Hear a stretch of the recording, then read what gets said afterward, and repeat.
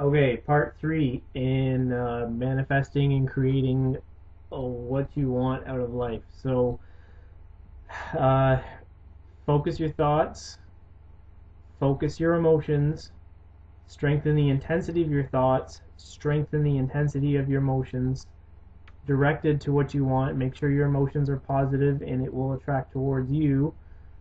Now, the final step, sorry, not the final step, and the next final step is your actions.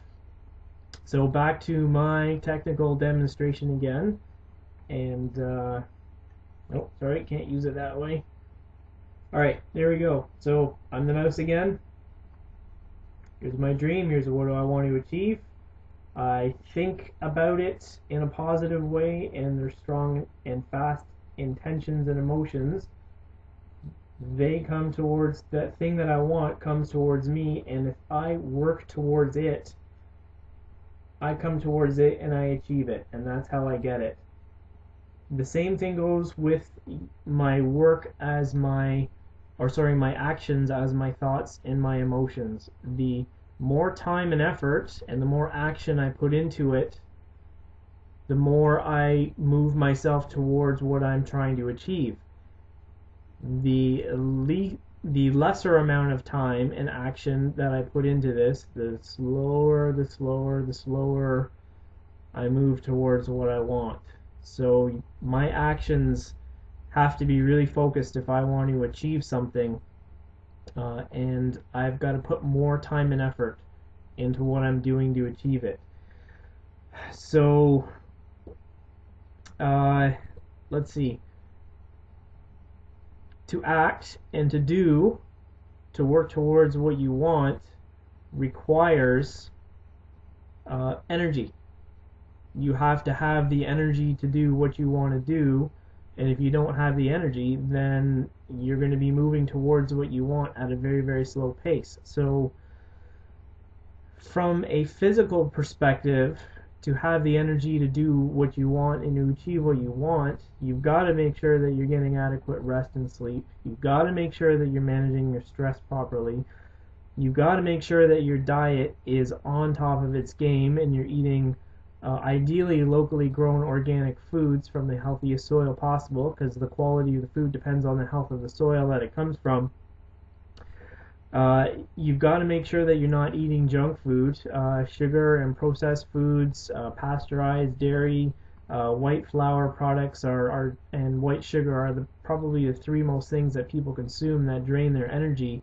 So from a dietary perspective and a physical perspective, you've got to be able to um, supply yourself with the fuel from your diet for what you to move towards what you want to achieve, but you've also got to get enough rest, manage your stress, and exercise accordingly according to your stress levels. So from a physical perspective, you need energy, and that comes from your food, from the water you drink, from the sun that you get throughout the day, and from resting. From a mental emotional perspective,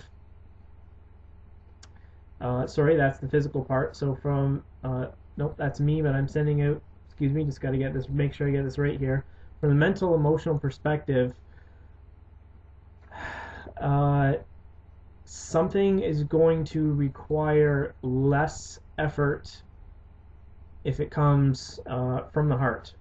The more I come from my heart and from a place of love and a place of joy, in a place of just childlike excitement, the less effort it requires, therefore the less energy expenditure it requires, therefore the more energy I have to work and achieve and do what I want to do.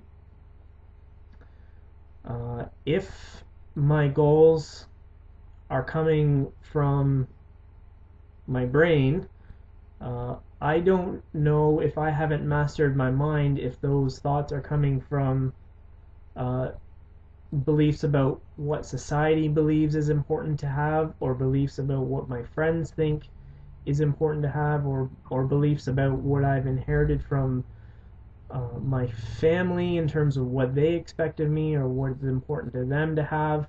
So You have to have a lot of mastery over your mind to make sure that your thoughts are actually truly your thoughts, and not someone else's from society or from family or from friends. It's okay if those thoughts are in alignment with what's in your heart, but if you're trying to achieve something because you think you want to have it, but it's not in alignment with what's in your heart, then that requires a lot more effort. And I mean a lot more effort, and that becomes work. And for those people that are very sensitive about what goes on in their mind and what's in their heart, you'll know in an instant if you're coming from your ego that whatever you want to achieve, you can achieve. It just takes a lot more effort, requires a lot more time, and a lot more actions required. And in the end, if you get what you want, and you put a lot of time and effort and energy into what you want, but it's not fulfilling and it doesn't bring you that sense of joy that you thought you had, then chances are where you were operating from was your brain, and not your heart. You were coming from up here instead of, right here. And so that's where awareness is absolutely key. You've got to be really, really aware of when you're coming from your mind and when you're coming from your heart. And the more that you're coming from your heart, the more you practice shifting your awareness from your mind to your heart, you will become more sensitive to what your heart wants, and then having the courage to follow that, because it's not always easy to do, requires less energy in the end, and will free you up, and you'll have a lot more energy to do and achieve the things that you want to do. So when you're trying to achieve something, okay, so here's my dream. I'm thinking about it, I'm feeling it, it's coming towards me, but if my actions are not in alignment with my thoughts and with my feelings, then I start, oh my God, oh my God, oh my God, oh my God, I keep running away from this thing that I'm thinking and feeling and that I want to attract to me, but my actions are not in alignment with it, so it's never going to come towards me because I'm actually running away from it through my actions. So your actions, your thoughts, and your feelings, and in terms of actions, I also mean what you say, has to be in alignment. They all have to be in alignment. And when those three things are in alignment, you are focused, and there's absolutely nothing that you cannot achieve if whatever you want to achieve. The more it comes from the heart, the easier it's going to be achieved, the more energy you're going to have available to do it, because think of it this way, as life as a rushing stream going downhill, or just a gentle stream going downhill. If I am going with my heart, I am just gently following the stream downhill, and all that's required is a little bit of steering here and there just to make sure I don't go off out of the stream. But if I'm coming from my mind or my ego, then I'm actually trying to turn around and work my way back up the stream, and that requires the stream of life, and that requires a lot more energy, and is therefore going to drain me a lot more, or is drain you a lot more if you're coming from your ego in terms of what you want to achieve. Now you can still do that, and there's nothing wrong with it, but just realize you're in for a lot more work and a lot more time, and once you get there, it may not ultimately be fulfilling to what you want. So focusing your thoughts, your emotions, and your actions will bring everything to you as much as possible. Now, keeping in mind that you still have to live a balanced lifestyle, you still have to maintain healthy relationships with the people around you.